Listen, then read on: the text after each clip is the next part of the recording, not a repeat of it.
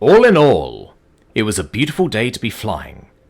The late spring sun chased away any lingering chill, and what little wind there was came from behind. A handful of puffy white clouds were scattered across the skies, promising brief moments of shade, but not a hint of storms.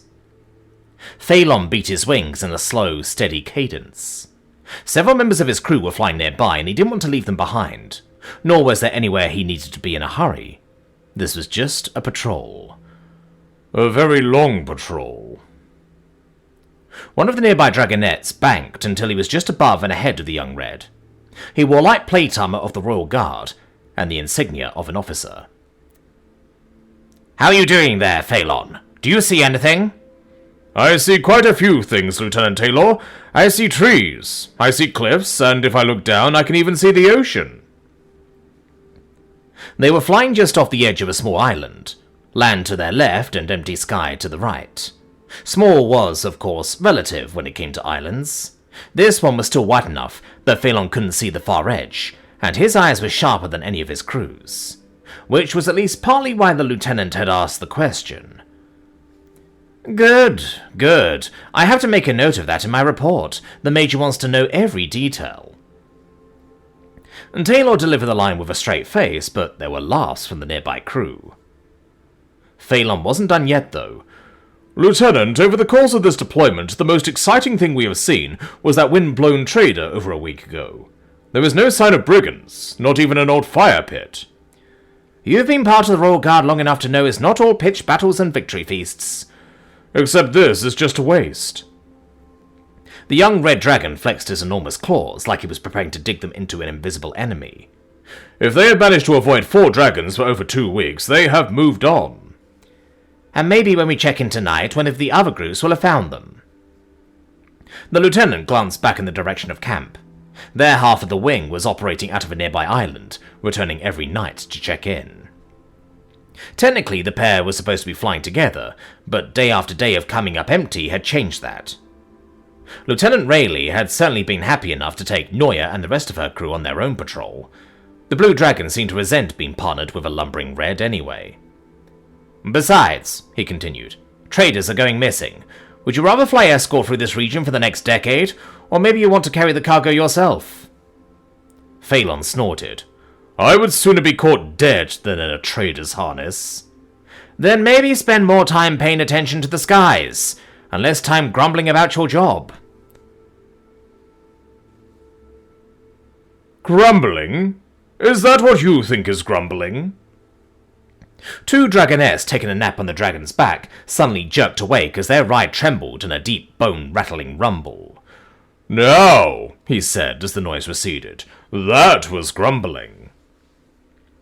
The dragonettes and their oversized crew laughed, and Lieutenant Taylor smiled and shook his head.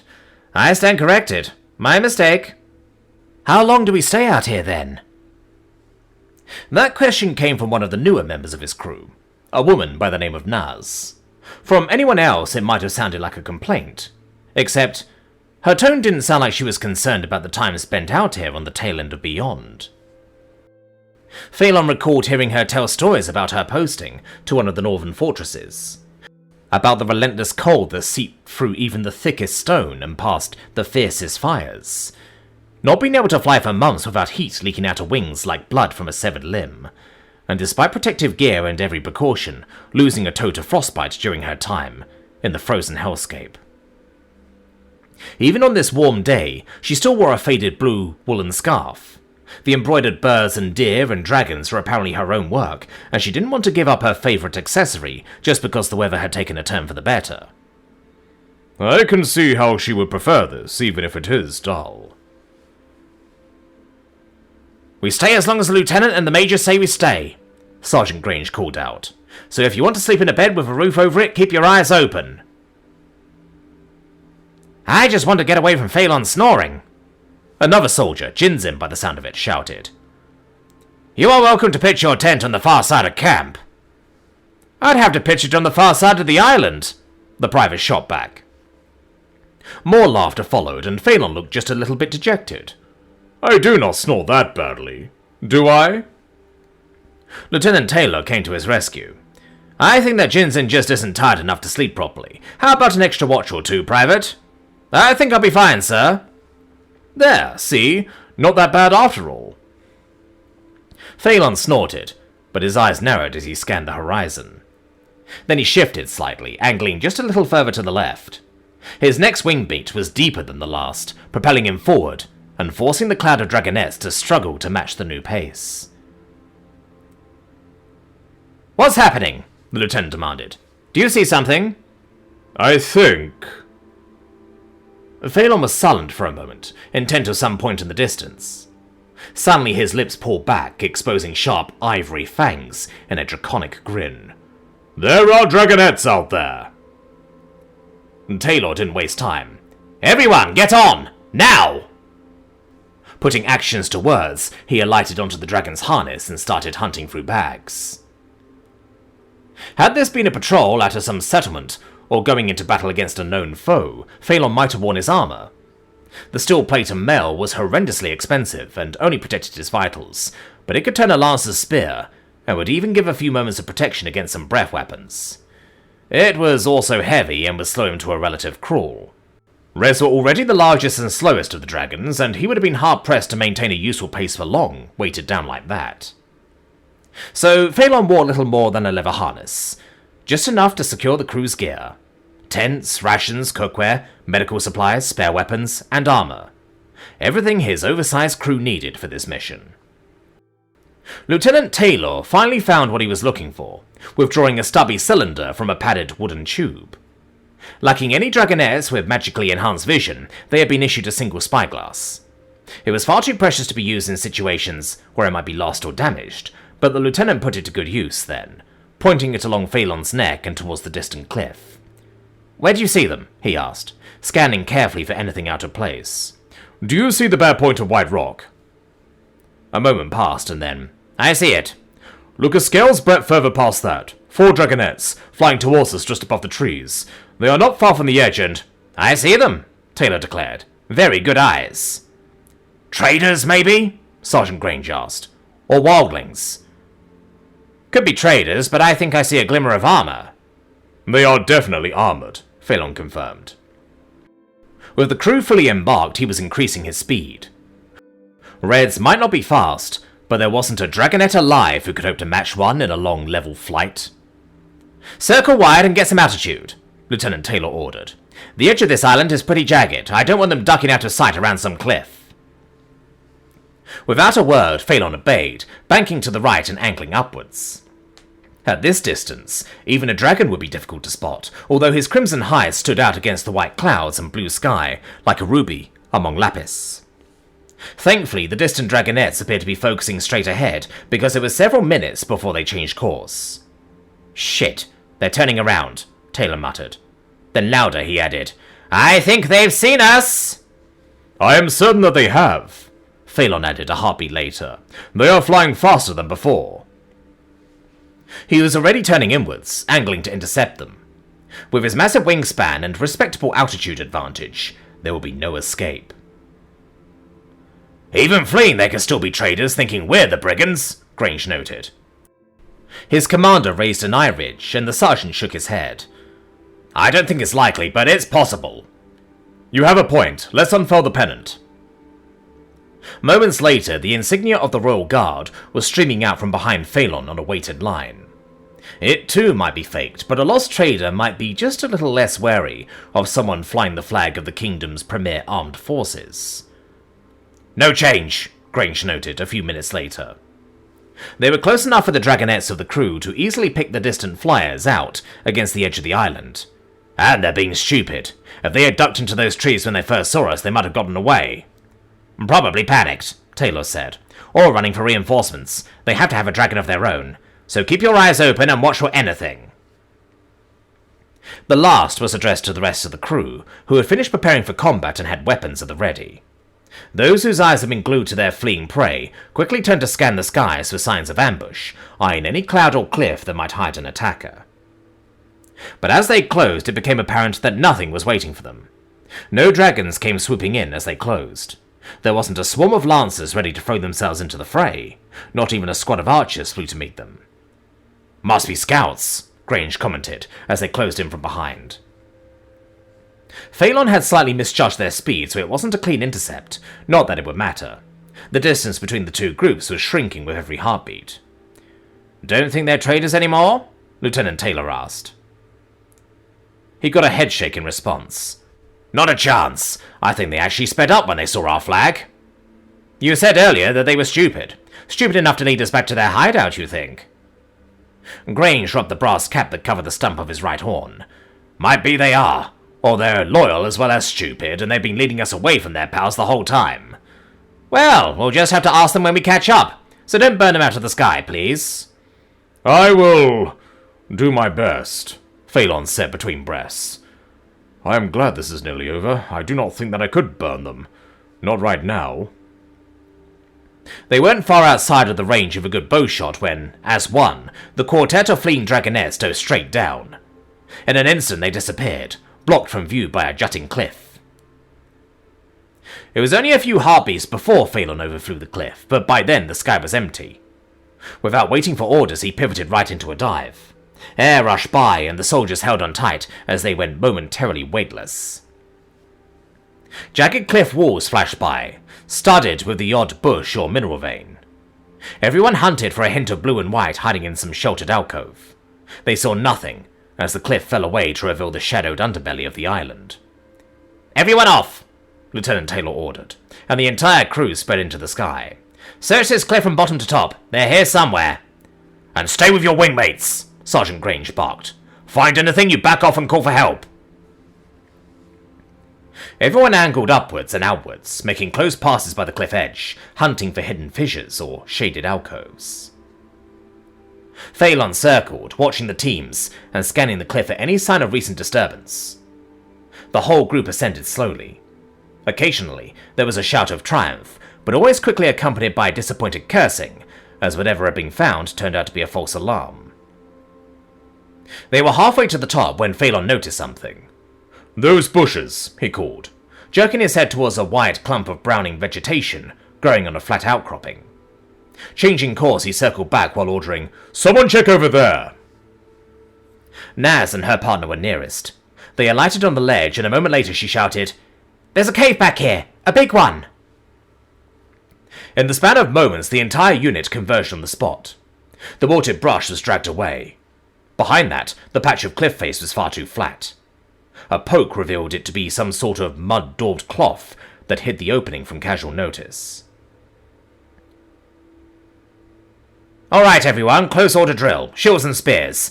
Get the oil lamps set on Phelan.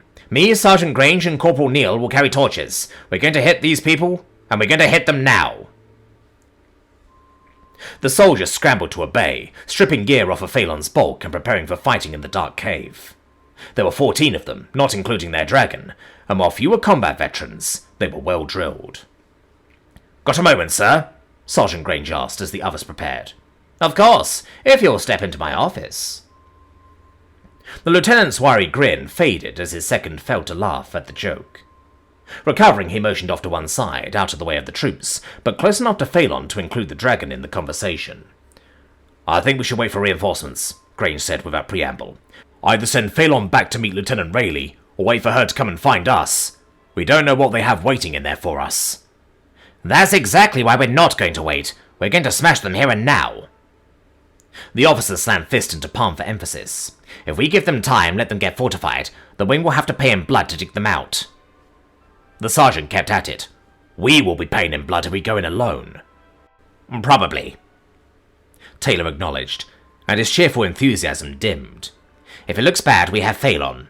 In a tunnel, his fire would stop anything short of another red." "Even a red," the dragon added quietly. "We may resist fire, but we still have to breathe." "Which would give us long enough for us to retreat if we had to." "Yes, sir. I just don't think it's worth the risk when we already have them bottled up." Lieutenant Taylor raised one eyebridge. "Who says we have them bottled up? For all we know, this cliff could be riddled with exits, and they'll just fly out of one while we sit here. In fact, I'll leave a few scouts to watch for just that if we had the people for it." Sergeant Grange gave a grudging nod, but he didn't look happy. His commander clapped him on the back and gave him a tight smile. I'm not going to throw all our lives away for the glory of killing a few brigands, and I'm not above turning tail if things look bad, but this is a risk we have to take, before those scouts report and they get organized. By then, the preparations were long completed. Troops were starting to eye their leaders nervously, shifting wings and feet as they waited for orders. With time running out and his superior refusing to budge, there wasn't anything for Grange to do but salute and give the unit a final inspection. Privately, Phelan agreed with the lieutenant. The tunnel was only just wide enough for him to move through it comfortably. A bigger dragon would be handicapped by its size, and he was willing to go tooth to claw against any dragon that could fit inside of that cave. I wouldn't want to face a green or a black down there, though. Poison and acid in close quarters. He had to suppress a shudder at the thought. But Lieutenant Taylor is right. If they have time to prepare, it will be worse. Much worse. Phelan extended his neck into the cavern and flared his nostrils. He could smell the odor of rock dust and the faint trace of dragonettes. No other dragons. It was far from definitive. There was almost certainly at least one of his kind involved in any attack that could waylay traders. With a constant breeze and nothing for the scent to stick to, it wouldn't take long to fade either. The lack of any immediate threat was still a weight off of Phelan's back as he led the way into the darkness, path lit by the 5 oil lanterns fixed to his harness. Enchanted lights would have been better. They were also expensive. Oil lamps dispelled the worst of the gloom, and if they spilled, well, it was only oil. The worst that it could do to him was leave a patch of strong-smelling soot. Once inside, the cave widened further. There was enough room for 2 dragonettes to walk abreast next to the dragon. A squad of 4 did just that, moving 2 by 2, with Sergeant Grange backing them up. They advanced quickly, but carefully. Silence was impossible, and surprise was a foregone conclusion, but they still did their best to step quietly, straining to catch the clink of weapons or whispered orders that might betray an upcoming ambush. Even Phelan made little noise. Despite his size, he could move with surprising grace when he needed to, talons barely clinking against the rough stone floor. It was quickly clear that this passage wasn't natural, or if it was, someone had spent a lot of effort enlarging it. Regular slots of an unknown purpose dotted the walls. The central path was relatively flat, too regular to be natural. Tool marks marred the stone everywhere they looked. Ancient mines dotted the islands, and this was probably one of them, which meant that the lieutenant had been right, and they needed to move fast, because there were doubtless places in this warren that could be turned into death traps. While none of the dragonettes had magically enhanced vision, Sergeant Grange could hear a whispered conversation from the far end of a barracks, much to the dismay of many a scheming private. The column stopped briefly at regular intervals, with everyone else staring off into darkness while they tried to pick out sounds over the clink of shifting armor and ragged breathing of nervous soldiers. The tunnel curved slightly, and the distant glimmer of daylight disappeared. Their group became an island of light in the pitch darkness. When a stone clattered in the distance, every single guardsman froze. Even Phelan briefly imitated a ruby statue, one foreleg raised as Grange strained to catch the barest hint of what was ahead. Hands tightened around weapons at the prospect of an ambush. Eventually, he shook his head and tapped the shoulder of the next dragonette in line. The cautious advance resumed. As they pushed into the bowels of the island, the endless void split. A pair of side tunnels branched off from the central passage. They were smaller than their original path, but just large enough that Phelan could still fit through. "Hold here." The softly hissed order came from behind. In the near silence of the mines, it might as well have been a shout. Phelan shifted forward, moving to a point where he could look down any of the 3 branches. At the first sign of any trouble, he could turn any one of them into a furnace as hot as a blacksmith's forge. From behind, he could just make out the whispered conversation between the lieutenant and sergeant. Grange didn't wait for his superior to speak. "We need more troops to clear this place. We have to be close. As soon as this cavern opens up, that's where they'll have camped. And if that were nearby, I'd hear them. Probably not the only one either." He shot a pointed glance towards their dragon, who blinked back at them. Both were silent for a moment, and then Lieutenant Taylor asked, "What would you do?" Back off and bottle them up, the other responded instantly. Phelan can burn anything coming out of the tunnel. Then we send out patrols to keep an eye out for anyone sneaking away. There might be other exits, but they can't be far off. We'll spot them. For his part, Lieutenant Taylor didn't hesitate. Okay, you are right. This is too big for just us, but I'm not leaving without getting something for the Major.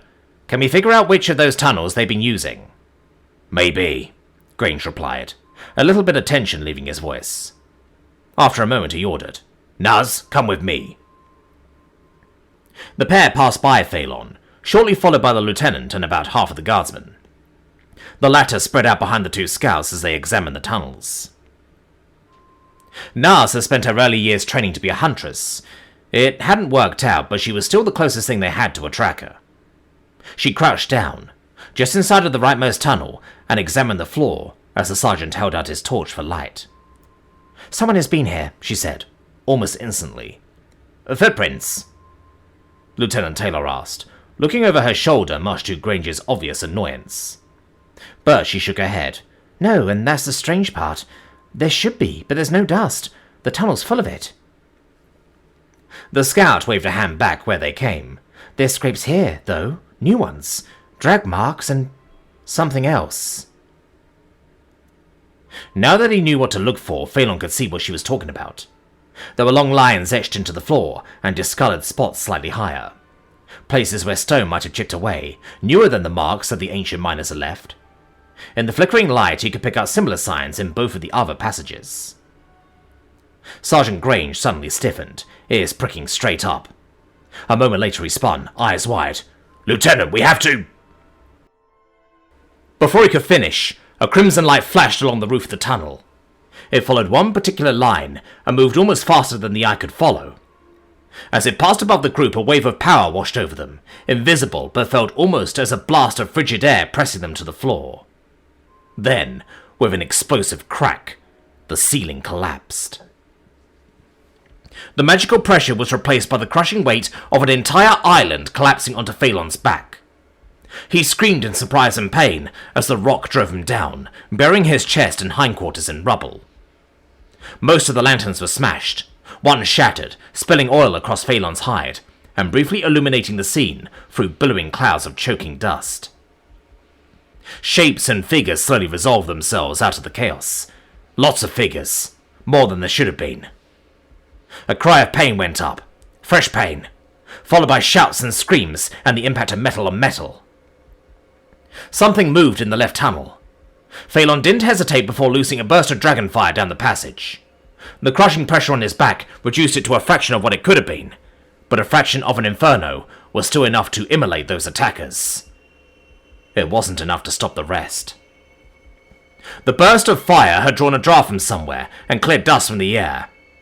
Dozens fought in the flickering light. Most of those visible weren't wearing the uniform of the Royal Guard. They wore everything from a trader's escort's light armour to ragged clothes fit for a frontier dweller. A section of wall crumbled, edges gleaming wetly in the flickering flames. More attackers emerged, covered in dust and stumbling slightly as they took in the scene. They must have cut alcoves into the walls and had their fellows seal them inside, a part of Phelan's mind realised. This group came out behind the melee, and training took over. Phelan darted his head forward to lock crushing jaws around one of the trio, and then whipped his head violently. The neck of his victim snapped as he was slammed into his fellows. They went flying, landing in crumpled heaps to either side. He spat out the corpse and searched for more, but the fighting had moved beyond his reach. What little fighting was left. A handful of bodies lay on the ground, all in the mismatched garb of the unknown attackers. The rest were retreating up the tunnels, forms of guardsmen both struggling and not dragged along with them. It made no sense. Not for brigands attacking traders. Literally burying their fellows in the rock for an ambush. And a magical ambush. No group of common criminals would have those resources or take those risks. At least, we thought that they were criminals. What if... Terror filled the dragon, and his frantic gaze locked on the closest body. In the dying light of the puddles of dragonfire and a single flickering lantern, he could just make out the body of a young male, covered with grey rock dust and leaking blue blood around a spear still buried in his gut.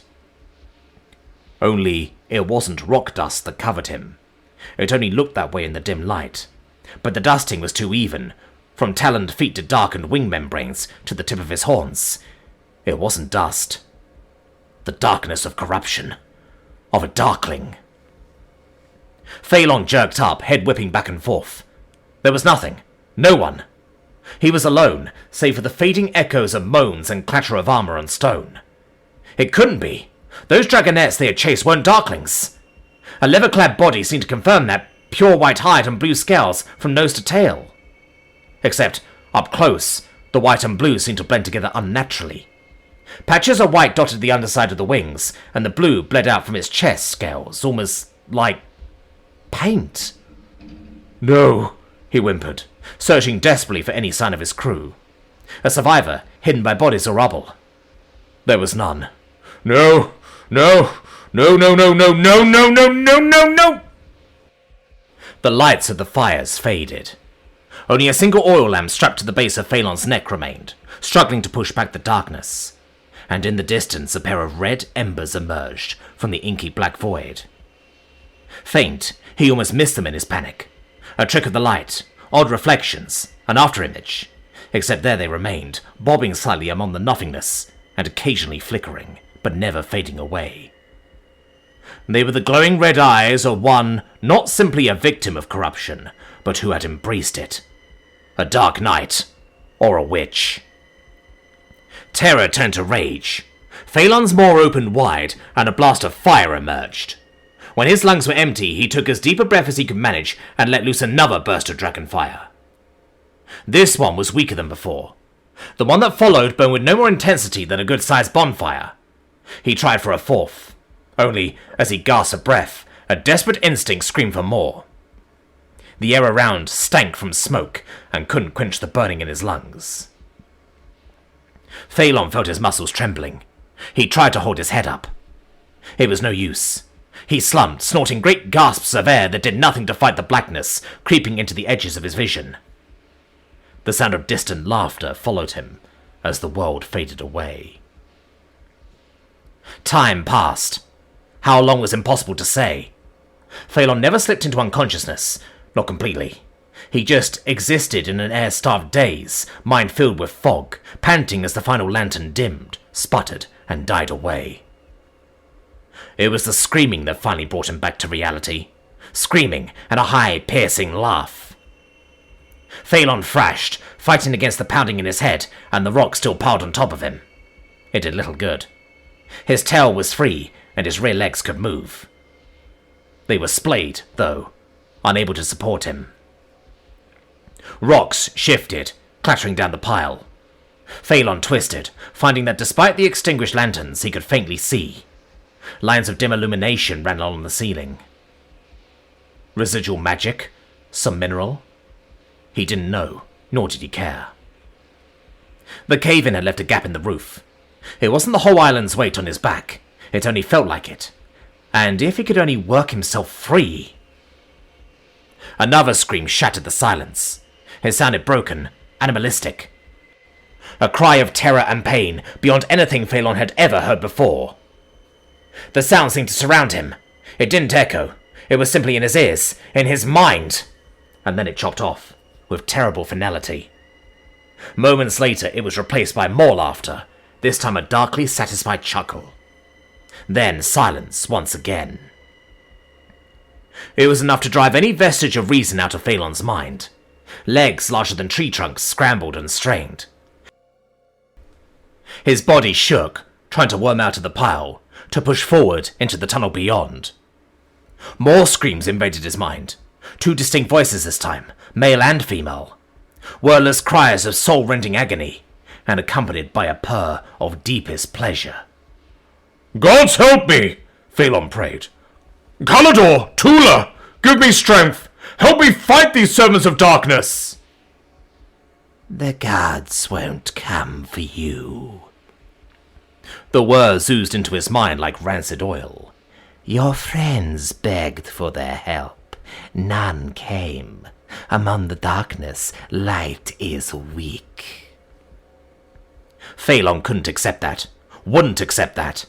He pushed and shook and strained. Screams and laughter were his only reward. They went on, sometimes disappearing for what could have been minutes or hours, before returning to that terrible silence. All the while, Phelan struggled, thrashing and pushing and twisting. But even a dragon has his limits, and those struggles slowly began to weaken until finally they ceased altogether. That was when the voice spoke once more. They can still be yours. Exhausted and panting, Phelan still managed to gather enough energy to roar, "Cease your magic and come where I can see you, witch!" There was no sign that the agent of corruption heard him. It continued, apparently oblivious. You led them before. You can again. It is easy, rewarding. I have the lich plate right here. Now it was clear who the witch was talking to. Lieutenant! Lieutenant Taylor! Phelan's shout echoed up and down the tunnels in a deafening cacophony. It did nothing to drown out the magical speech invading his mind. You would keep your mind, your soul, and the enchantments on this armor are powerful. Maybe powerful enough that you could challenge me. How does that sound? Another pause, and Phelan ground his teeth and gritted his eyes as he straightened forward one more time. A pity. The screams were louder this time. They filled his mind and replaced any rational thought. Phelan could feel himself burning, charring, down to his very soul. Then it was over. Silence returned. Silence quickly broken by the cruel voice as it addressed the dragon once more. You are a fine specimen, yes. Young, full of potential. Phelan grunted and struggled.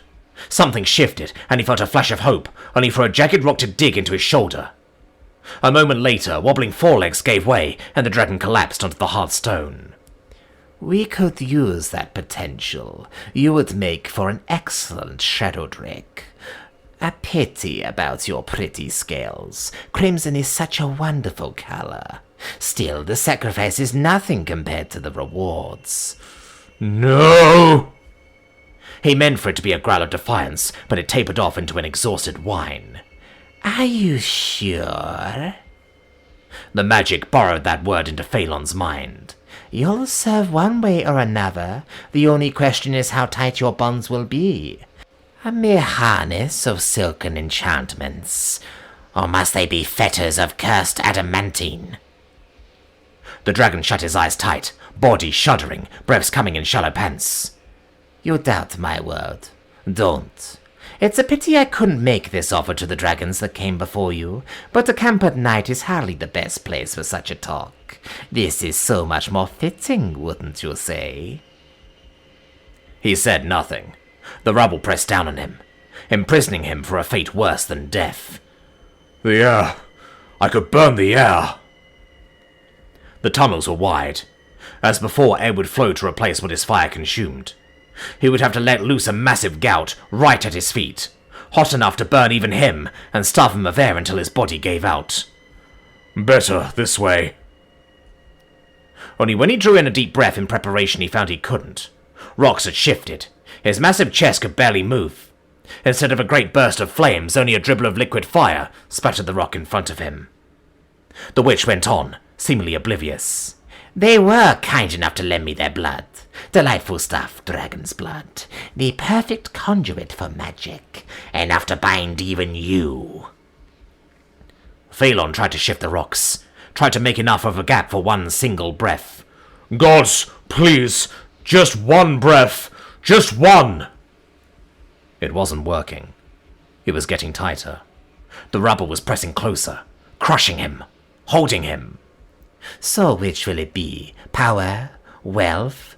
The chance to live a life of service rather than slavery? Or must I chain your will until you are nothing more than a puppet dancing on my strings?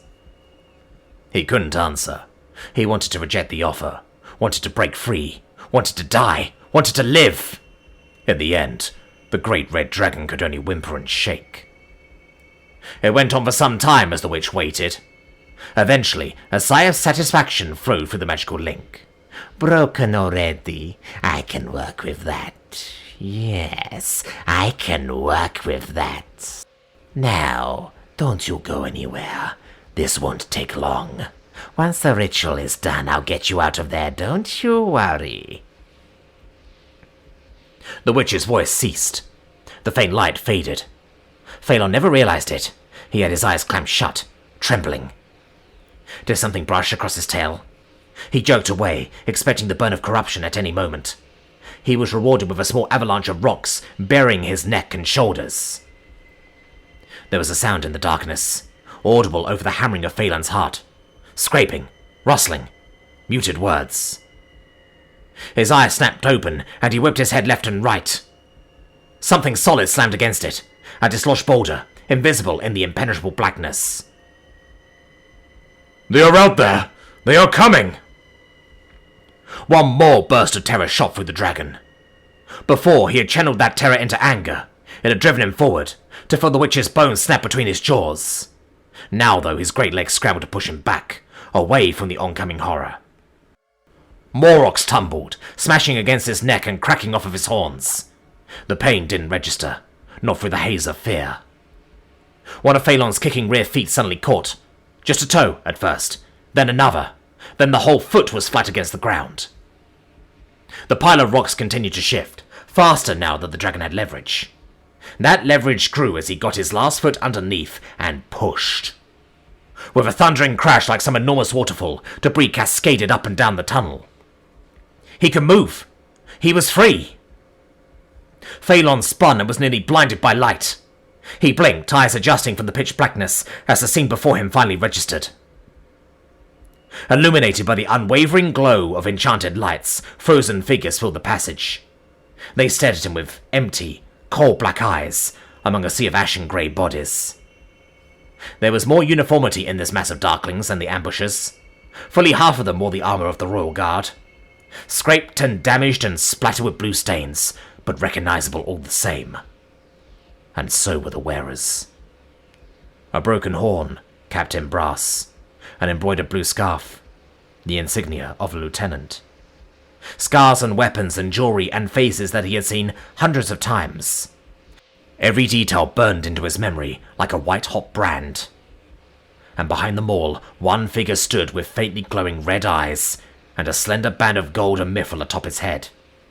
The only one moving among dozens, backing towards a newly revealed hole in the tunnel wall, fear clear on her face against the flicker of dragon flame. Phelan didn't hesitate. He drew in a great breath and opened his maw and unleashed a torrent of dragon fire. And everything turned to flame.